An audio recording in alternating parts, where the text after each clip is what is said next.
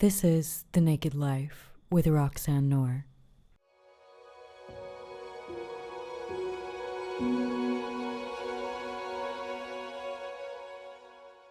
Hello, so today I am here with Flo, my old lover, my best friend, someone who I think practices non-monogamy in a really ethical and beautiful way. And actually the way in which you live also is a product of your belief system around honesty and vulnerability. Flo has been a global facilitator in sex positivity, hosting workshops and helping people step into sexual exploration in many countries globally. And I know so many people whose lives you touched. So today I think it would be interesting to have a conversation around how we can make non-monogamy ethical and honest, because there's a lot of stereotypes around it because it's not the cultural it's not part of the cultural status quo. And it's also interesting to look at our human history. So basically the human for 300,000 years has been our whole human history that's been dated, and only about 6% of our duration of human life has been in monogamy.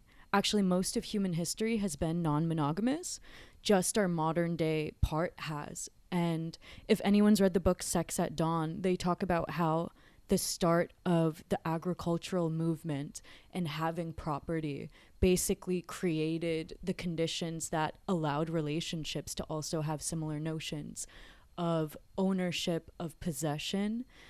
Before that, we were hunter and gatherers, so everything was shared. If you caught a deer, the deer would be shared because you don't know if next day you wouldn't be able to catch one. All the women were breastfeeding each other's children. There were even conditions of everyone having sex with each other because women thought that they could get the best from multiple types of sperm. And so this whole conditioning that we have around monogamy is actually quite modern. It's been such a small percentage of our history. And I think that's actually really interesting because the kind of story we're told is that it's not, and that monogamy is a foundational thing. So I think what I would like to know is how you view monogamy versus open relationship or polyamory, and what you see in accordance with your own lifestyle. If you see maybe monogamy about safety and polyamory about risk, or how do you see both relationships? First of all, I've done monogamy in my life. I had a long relationship for 7 years, and some other moment I had non-monogamy. I think they're both great. There is not one model better than the other. I think it's just like moments in your life where maybe it's more adapted. I think you're right. There is on this line, on one side you would have safety, and on the other side you would have adventure. And I think we move from one to another. That's what I did. But it's true that you cannot really have both. I think that, yes, sometime in my life I needed safety, but some others I was like, no, safety is not anymore requested. After this story of 7 years, I was in a moment where I knew it was not the first time in my life that I knew that I wanted to have multiple partners. I remember very well taking a moment and actually realizing that all the person I knew that were multi-partners were either assholes or viewed as assholes, like bad reputation, or like heard stories of misbehavior and all of those. And yeah, I realized that I was in front of this problem, like, okay, I would like to be multi-partner but not have my reputation destroyed, and also to have good quality of relationship. I just decided to do it in a way that would make those relationship good quality, even though if I had severals. And I think I didn't really read any theory or like even like put a theory on the table for myself, but nowadays I can see 3 principles I would say that are working. I think it's a combination of good communication, I would say honesty, like slash transparency, and also care. Care for the other, care of the feeling. And I think when you combine those 3 things, you have less chance to actually have conflicts. I would say that also on the process, I found a few tools that were helpful to deal with jealousy, to also do this caring thing. And I think one tool that was very efficient is this thing. I think it's coming from ISTA called BDSM, where you have like all those topics that if you talk about those topics, you kind of cover the spectrum of, and you make the relationship a little bit safer. All those letters stand for different things. Is relationship panorama, is basically talking about like how many partners do you have, like what's your story. B is boundaries, expressing what boundaries you have for the relationship. Desire, it's what desire you have for the relationship. S is safer sex. When have you been checked? Have you had sex without condom or whatever? M is meaning. This is one of the most beautiful questions of this conversation. Is what is this? What are we doing? What are you looking for? What are your needs in this? Are you looking for someone to be partner, and are you looking for a love relationship, or are you looking for just fun and enjoying the moment and sexuality? So this question makes, I think, everybody relax a lot and feel much more safe. Because I think what I've noticed too is I feel like there's this notion of people who are maybe polyamorous or in open relationship don't feel jealousy, and I think that's extremely untrue. It's more in how you work with the jealousy, and if everything is on the table. For me, what you said about transparency is so important, and what I've noticed in my own relationships is if I feel that we're communicating but something is being held back a little, I feel it and it makes me close in a way. And the imagination is so much more broad than reality. So if my boyfriend is telling me he's seeing someone but he's not being specific with who it is or what kind of relationship they have, my mind will start to go into like worst case scenario, or going into like weird imagining of the freakiest, strangest, most deranged stuff. And most of the time the reality of the situation, if articulated clearly, isn't as much as what our minds hold. So this thing in having clarity is so important for there to be a foundation of trust. And I think in the culture there's a lot of serial monogamy, so having desire, withholding, and not really facing it, and then that actually being a catastrophic event in the relationship where two people end up breaking up and then they're just with someone else. And I think polyamory is a great way to look at the desire system and to be in clarity. What you said about boundaries, meaning, actually, like what each relationship holds such a different flavor.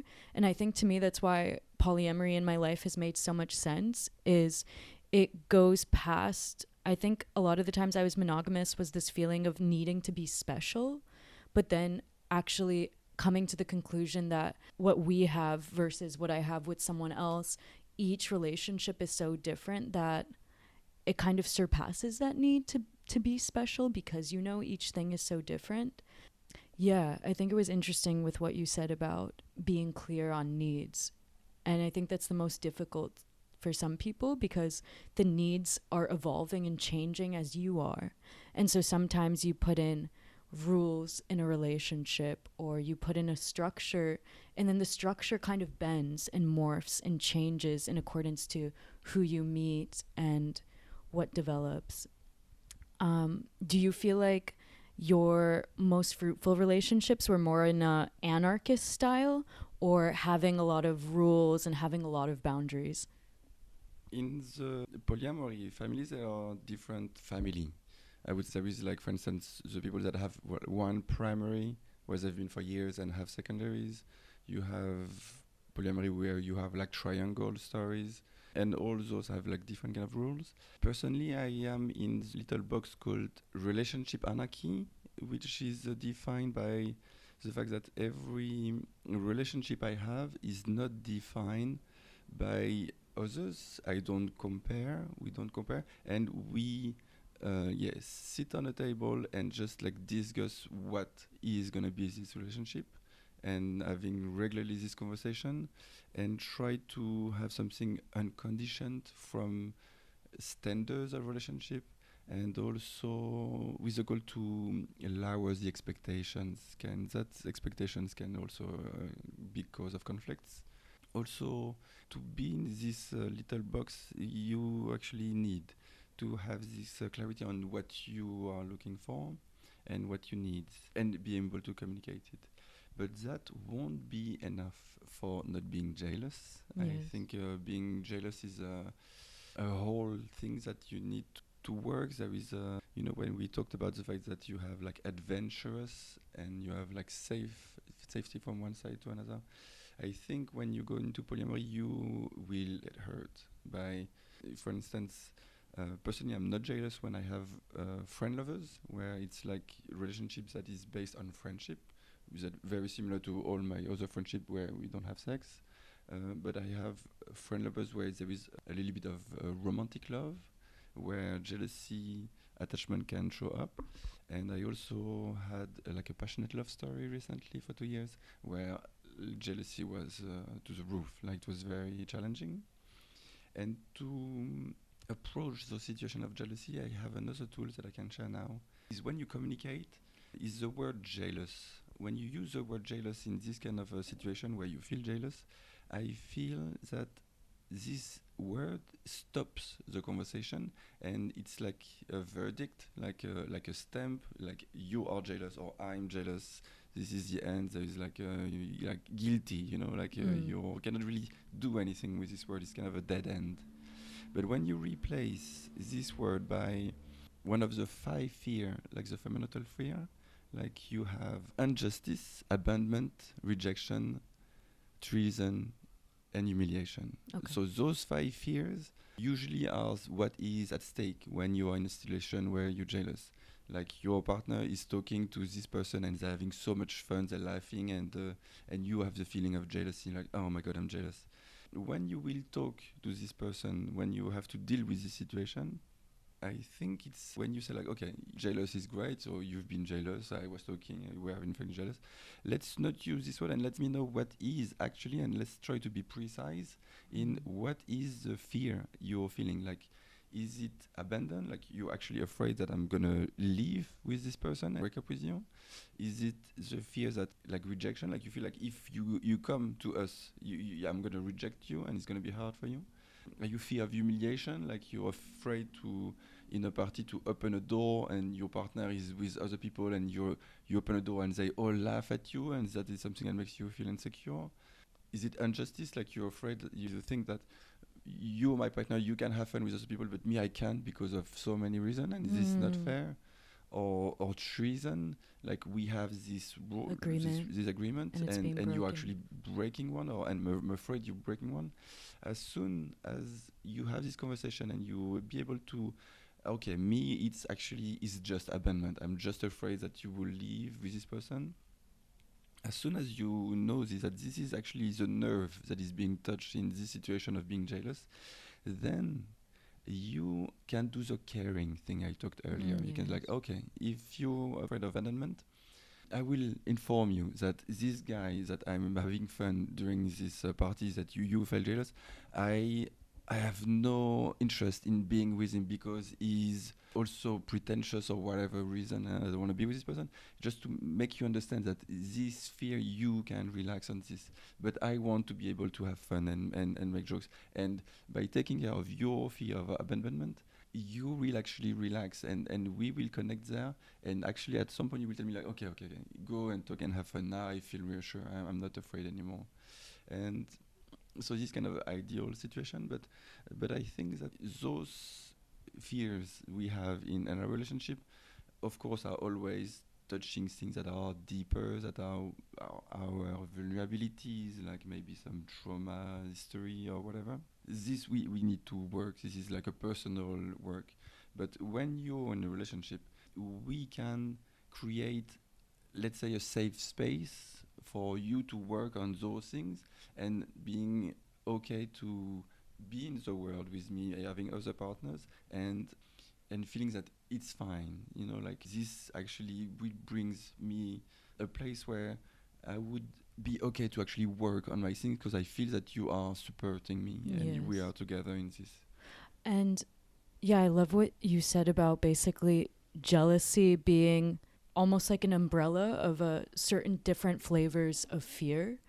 And I think a lot of the time it is super vulnerable to admit those things and to actually, instead of projecting or saying like it's about your personality complex that you go out and talk to so many people, it's bringing it back to yourself. So instead of putting the blame on the other, it's about why you feel this way and actually going to the root. And the root of most things is a desire or a fear, and they're kind of the same thing. My desire is to be with you. My fear is that, yeah, maybe you'll leave me for someone else. And yeah, when we say things like, oh, I'm jealous, there can be like a contraction from the other person, especially if they think that they were doing something that's completely fine. And it's interesting the way actually we as a society and as people try to deal with fear, and the main mechanism is actually control. And you see this in forms of government, you see it in relationships, you see it parent to children, and it kind of deludes what you fell in love with in the first place. I remember in my last relationship, we were open, and part of the reason he fell in love with me was my wildness, was seeing me on the beach and me being the only completely naked one dancing, was the fact that when I traveled to different countries, I was always speaking to strangers. All these things were appealing to him. And we went together to Turkey.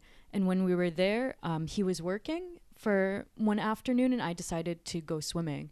And when I was swimming, I met a Turkish man in the ocean and we had a really long, beautiful talk. We went to lunch together. And when I saw my boyfriend, I told him what happened. And at first he was like, wow, I feel really jealous knowing that I was just slaving at the computer and you met this random man in the ocean and I don't know his intentions towards you. And he could have said something like, I don't want you just hanging out with any stranger you meet in the middle of the ocean or on the street in this foreign country. But he really sat with it and he said, actually, part of the reason I love you and part of your personality complex that makes you interesting to me is the fact that you do these things. And if he was to prohibit me from those things that actually make him jealous, it would be making my personality or parts of myself that he fell in love with less shiny. And I think Osho has a quote similar to this. I'm just paraphrasing, but it's like you pick up the flower and once you pick it up, it ceases to be what you love anymore because it's not in its original state, basically. You plucked it. And this is what I see a lot in relationships is this, especially women who are super open, super wild, super fierce. If there is a lot of fear on the other side of man, and he can't admit to those fears and there can't be an open conversation, there's actually this diminishment of self that I've seen many of my female friends go through where they dull their personality. They become smaller, they become more meek, more quiet. And it's actually a way of dealing with the fear. And if we can actually just admit what we're afraid about and get the proper care for it, then there's no need to try to coerce the other person's behavior and turn them into something that they're not. Yeah, it also has to do with the responsibility in the communication with you and your partner. Also, what he did was not blaming you for what he felt. I think that's also an important part. With one of my ex-girlfriends, we use the term black ideas. And when one of us would be jealous and we would either say to the other, like, I have black ideas, or the other one, we would go to the other and say, like, hey, you look weird, do you have black ideas? And these terms would mean that we are feeling jealous, but it's my problem. And the other one can only come and help you, but you have to deal with it. You have to deal with it by saying what you need or you're going through, but that was a nice tool because it also have this idea that I have black ideas, so this thing is folding on me and it's coming from the outside but not coming from you. And because, yeah, of course, what we feel is caused not by what people do, but what we are thinking, Our what we are interpretation telling of ourselves, what happens. and this might push some things inside us that will trigger the emotion. But And actually, there was this quote. I think it was from the book The Erotic Mind. It says that passion is attraction, so just having this mutual attraction plus an obstacle. This is a like very common thing where two people get together and maybe it's a man and a mistress and it feels so amazing and so passionate, and then once he leaves his wife and they settle down together, the passion kind of dissipates because it was the obstacle that gave them that full passion. And I think a lot of the time in polyamory, there is this feeling of working through the obstacles rather than pretending the obstacles don't exist. And even in monogamy, of course, there's obstacles, but it feels like in polyamory is really the fully observing what comes up instead of maybe pushing it away. And I think this is also leads into my next question with what could be potential obstacles. But I think what's really interesting in my relationships is knowing what desires to follow and what is actually not worth my energy. I think notion that a lot of people have that's kind of a negative connotation of polyamory would be like it's a free for all. You just do absolutely whatever you want, you fuck whoever you want. And in my relationships that hasn't been the case, and it's actually been a way to refine my desires and see what I actually want to pursue and why, and how each relationship holds completely its own flavor. There's some men that I've been with where we only cuddle and kiss, and then some boyfriends I've had where it's full penetration, living together, traveling the world, and really being able to tune in and see what is best for me and my partner to keep us both safe and healthy and fully supported. And that's why the communication is so important. What do you think about this thing of knowing what desires to follow as they arise and maybe knowing which aren't worth investing in? I don't really ask myself the question like this. It's not like I have a desire to follow. It's more I meet people, and those people, like the addition of them and me, made this kind of relationship. And I see like afterwards that okay, I had a need for this friend. We exchanged a lot of paintings, poetry. It's very quotes. We talk a lot about culture and art, and it's a very beautiful communication we have. And as when I had this relationship with her, we still have it. Yeah, I could see that I had one need of this kind of a beautiful, very peculiar communication, and very nourished with poetry and all. But then I discovered this need. I was like, okay, actually, this is important in my life, and this relationship is important. And I can see that this relationship, this idea of looking for one person that could fill up all your needs, somehow at some point in my life didn't make sense anymore. I'm not saying that it will not make sense in the future, but at some moment, and I would say I'm still a bit there, I have those complex relationships, and they nourish me in different ways, and I can see that they're very different. And I would not ask one girl to give me all those things. I'm not even looking for this person because I think this person doesn't exist. Yes. But I think it's important also to be able to have those relationships and not blame any of them for not having the full picture, and being okay, like let's have customized relationship there, and let's see each other as much as we want, both of us. For now, having several makes it a feeling of fulfillment in the global thing. This psychoanalyst Stephen Mitchell has this book about can love last, basically. Can romantic love really last a sustainable long time? And he has this one quote I really love, that love isn't just about who you and the person are now, but it's about all the things that you become in love together. And to me, this means that so many of my relationships I choose are about cultivating the parts of myself that I feel come out in relationship to the other person. And it's exactly what you said with your current relationship. I feel this way too, where, yeah, you meet someone who has a shared goal that you have, and there's this fire, and it's about building something beyond yourself, whether it's through poetry or film or art. And then there's other people who maybe it's about the physical safety and the closeness you feel, and how actually each relationship isn't necessarily just about the person, but what you guys become together and through cultivating that state of being. And another thing I wanted us to touch on that I think comes into this is the aspect of we can be completely ourselves when we feel most safe. And it's almost paradoxical because feeling more safe allows us to take more risks in the relationship.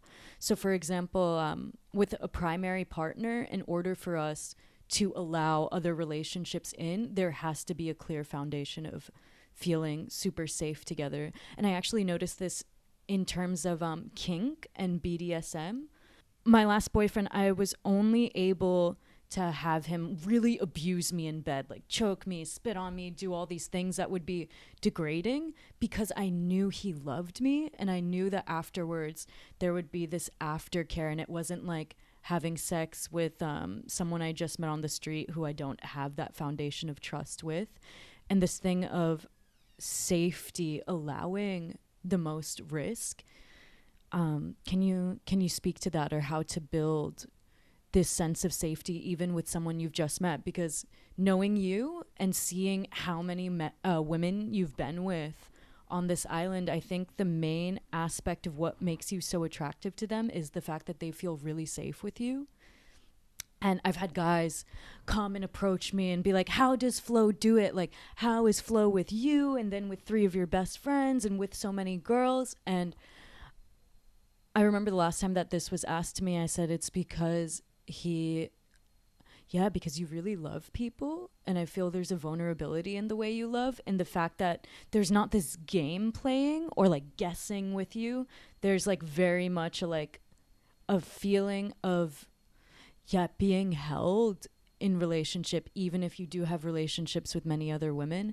Can you say how I feel like it's a magnetic superpower that you have, in a way that you meet a stranger and almost immediately there's this feeling of her being able to open to you?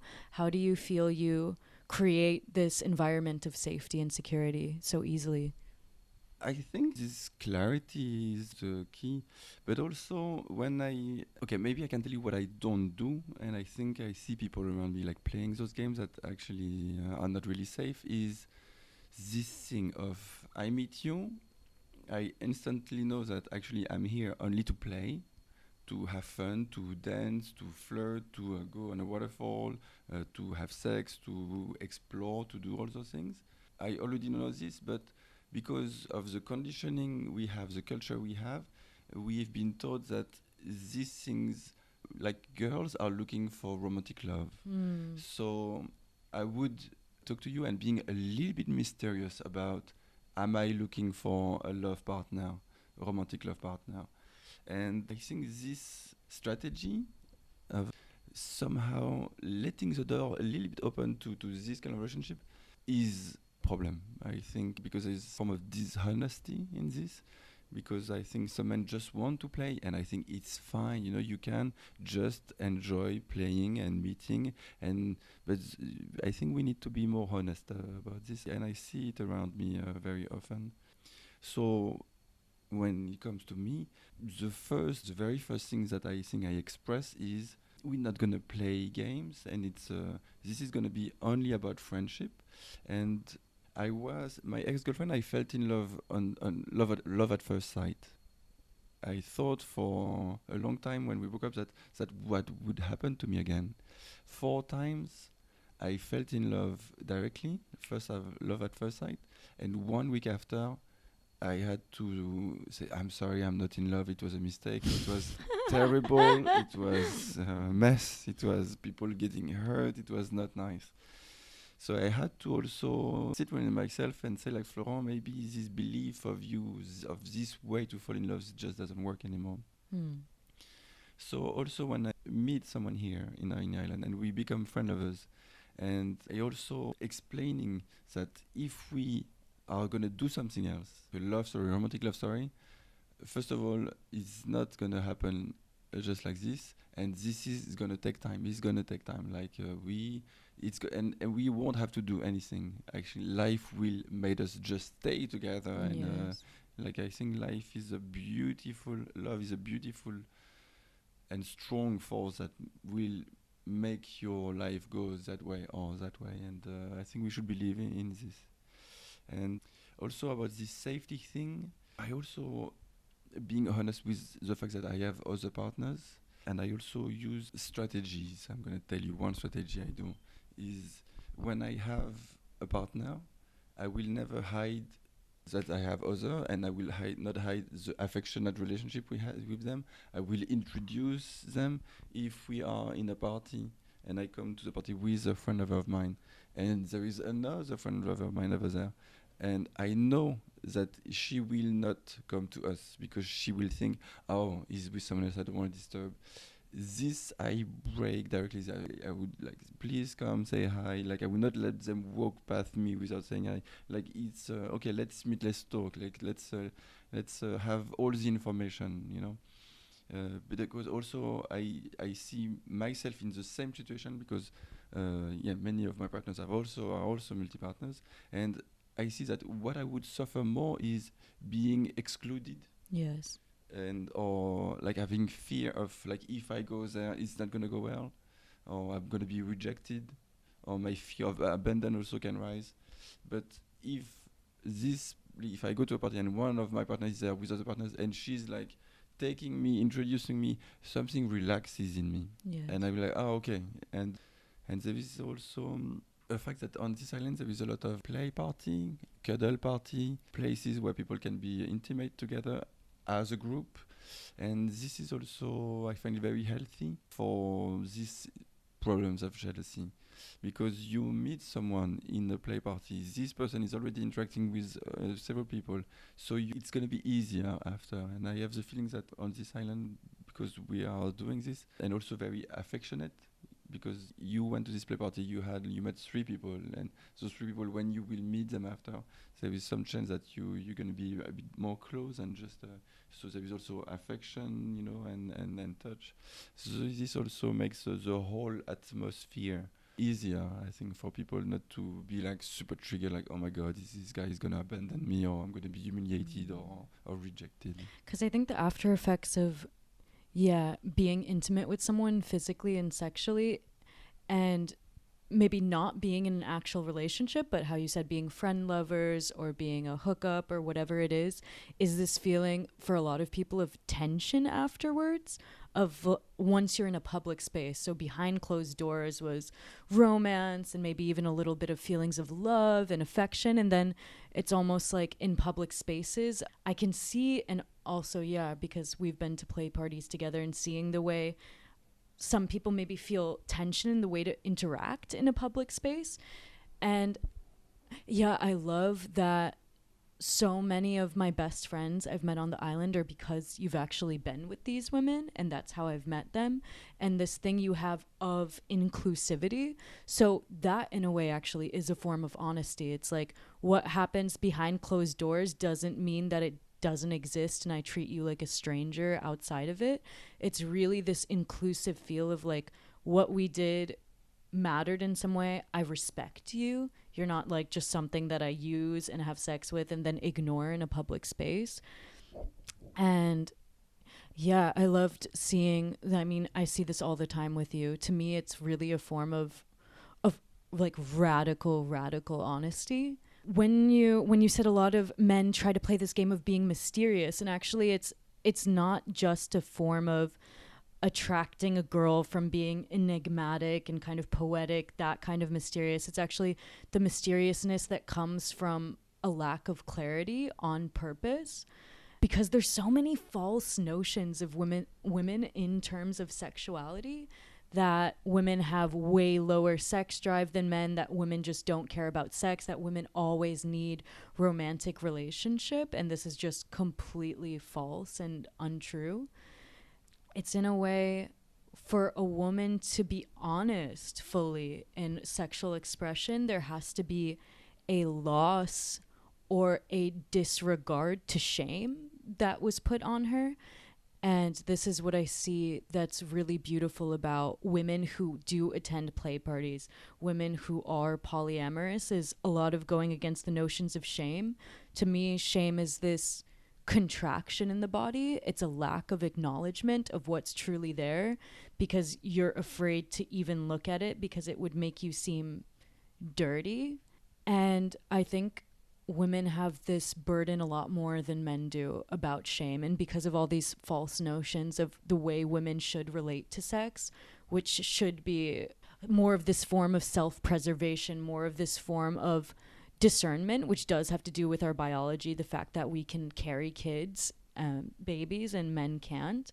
It makes sense on a biological level, but things like condoms revolutionize sex, things like birth control, and now what we're really seeing is women all around the world reclaiming sexuality as a form of just pleasure beyond needing to solidify in a partnership.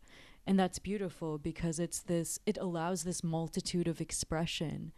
We talked about this the other day, but there was this book I read and it talked about why so many artists are men and not women, and it comes back into this thing of experience.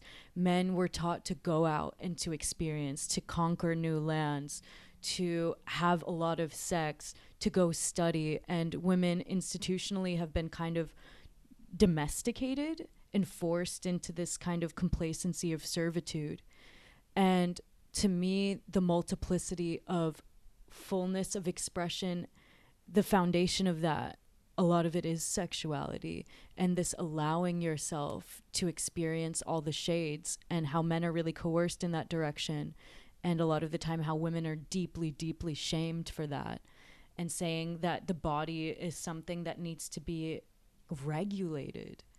And it's in our laws, it's in our policies, it's in, even in the US, them taking away them basically banning abortions is a way to control the way women relate to their sexuality, to make them fear it. Yeah, it's also in our head, in our conditioning. It's actually something deep. That's where I think the idea behind sex positivity is doing a lot of good work.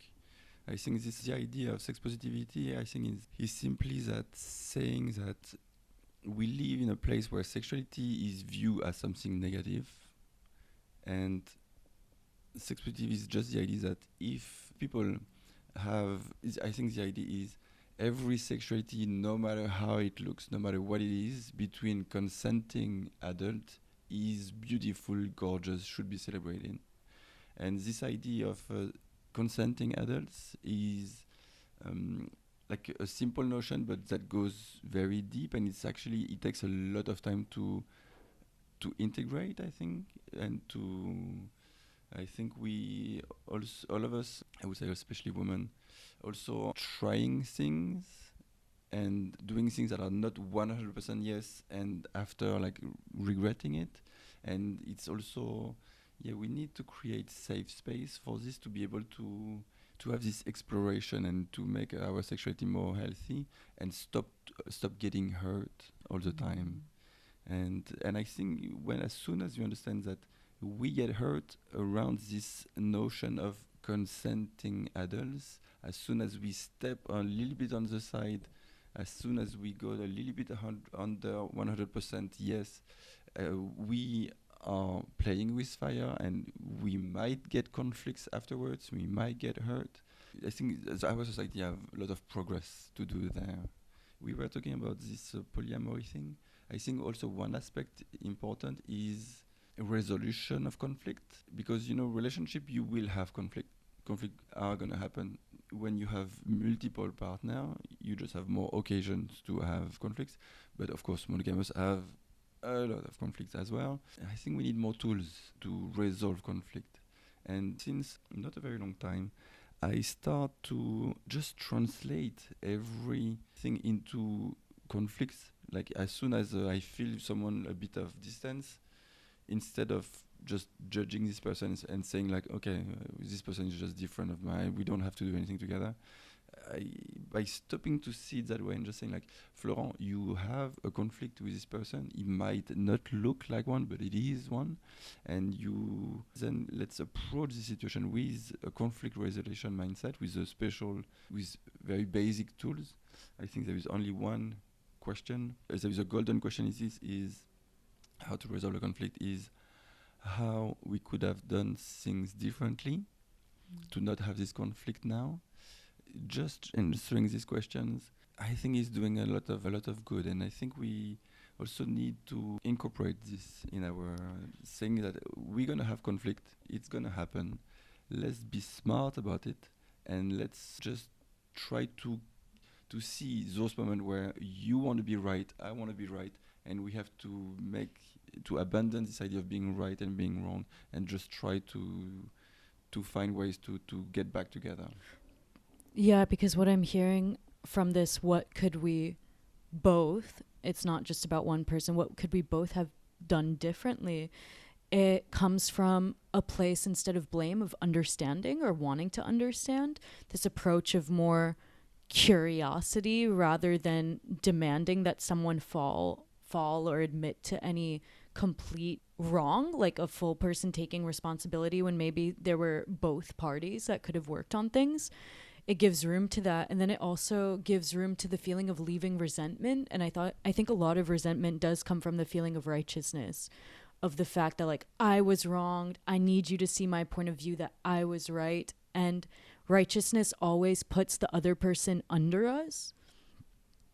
And in relationships, I don't think it's always what you fight about, but it's how you fight.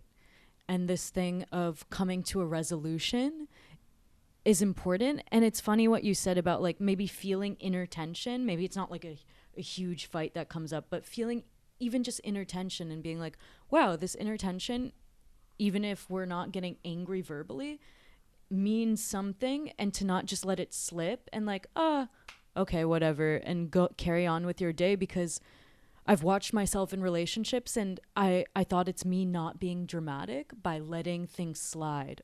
But then things slide, you don't talk about things, and then it's like the smallest thing sets you off, and then it's huge fight, and you're fighting about something that doesn't matter, but it's not because of that moment. It's because of all the built up tension from all the small things that actually should have been fought about, that should have been not even fought about, but confronted. Yeah, like non-resolved conflicts create distance between people. Non-resolved conflicts create distance. Yeah, completely. And for me, this is my little flag. If I see distance from someone, is Florent, you have a conflict with this person that you need to look what it is.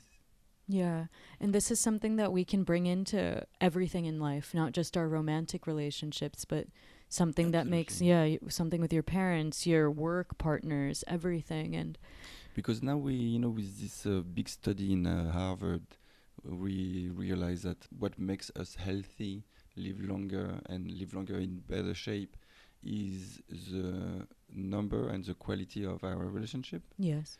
And yes, I think this conflict resolution thing is the key from all humanity. Yeah, and when I look at, I'm from the US, and when I visit and I go back there, there's such heavy polarization, and I see so many with the Black Lives Matter movement and all these other things, people are so angry at one another. And to me, it's the fact that as things were arising in history, people couldn't take accountability for what was going on. And this is what I so want to see in politics, is this admittance of when something happens, to completely own it and be like, actually, instead of pretending, for instance, like Watergate, so many things in American history that had zero, nobody wanted to tell the truth. Nobody wanted to bring things up because they were scared of being diminished. I would love to see a president one day be like, I'm a human being, and this mistake I made was stupid, and I actually want to talk about it, rather than, I mean, this goes all the way up. The microcosm is the macrocosm. And if we can have relationships where we tell each other the truth, we will actually demand that from other people, and we'll demand it from our systems. If we're living in accordance to the way we want the world to be, all of these things reflect outwards, and they matter so much. And so the work we do on ourselves in interpersonal relationships is so important. And I think a lot of the time, especially in capitalistic culture, there's so much around just work, and we tend to put relationships on the back burner and regret it later in life. And to me, it's exactly what you said with the Harvard study, where they said, actually, it's not just about your productivity and the job you worked and your dreams, but part of the human dream is the way to experience one another fully and to feel like, wow, the relationships I have deepen the quality of my life, enrichen me.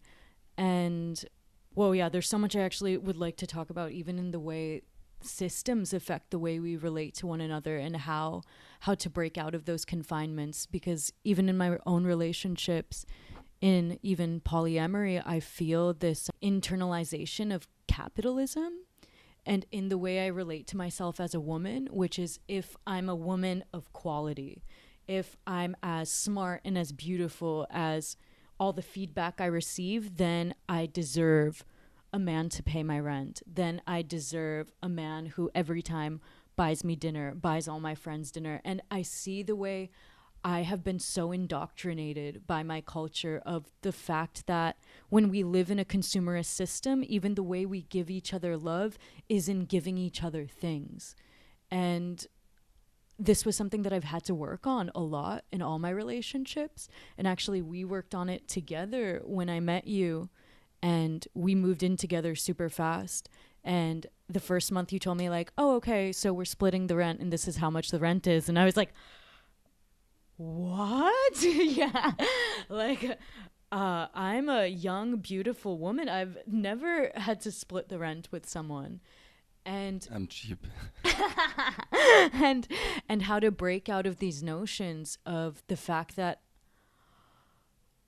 love takes so many forms rather than what someone can give to you. And also because of not just my American conditioning around capitalism, but the fact that my parents both came from India, and the greatest thing you could give anyone is financial security, because to them that means freedom.